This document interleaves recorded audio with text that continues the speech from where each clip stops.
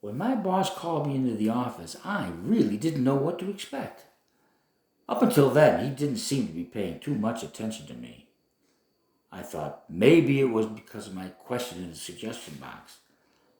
I didn't really expect an answer when I put it in there. I was just wondering. So I was really surprised when I was called up. Boy, was I even more surprised when I saw his place. It was nothing like what I expected. What?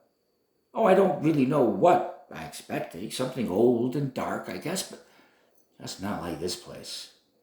It was bright. Yeah, it was just real bright. And pretty. One of the prettiest places I've ever seen. And comfortable. You know something? There wasn't even a secretary. Can you beat that? I tell you, I thought I'd have to stand in line and talk to a whole bunch of go-betweens, but there I was, and not even a secretary. Was I nervous, too? I must have smoked 2 packs of cigarettes before I went in. What? No, I didn't go in right away. But what do you think? I was scared. I never told nobody this, but I was scared. I was scared like that time when I was a kid and I had to go in and talk to the principal. All I did was put a cherry bomb in the toilet in one of the boys' rooms, and it was one of the old dumpy ones in the back. Nobody ever used it anyway. You should have seen it go. Nobody took a dump in there for a long time, I'll tell you. Boy, he really let me have it. Made me pay for it. Oh, yeah, I can understand that, I suppose. But you know what else he made me do? He had me clean out the Johns for a month. That was awful. I thought the boss was going to be like that, too. Anyway, I finally get up enough nerve to go in. There's this beautiful layout. Like I said, he's standing there waiting for me, real friendly.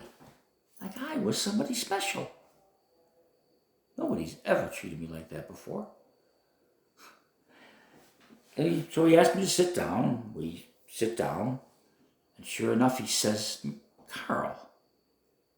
The way he said my name. Carl. I got your question in the suggestion box, and I've been waiting to hear from you. Boy, did that lay me out. He'd been waiting to hear from me all this time. Well, I told him I thought he was too busy and too important to mess with guys like me, but he says no. He used to be a guy like me. Worked his way up from the bottom. Can you beat that? Who would have ever thought that? He got right to the point. He didn't mess around any. He told me I'd always have a place with him. I didn't have anything to worry about. And then I should put my mind to rest about it. Well, you can imagine how I felt. Like a big load was lifted off of me. Then he asked me, how do you feel now? And I told him, I sure felt real good. Best I felt since I could remember.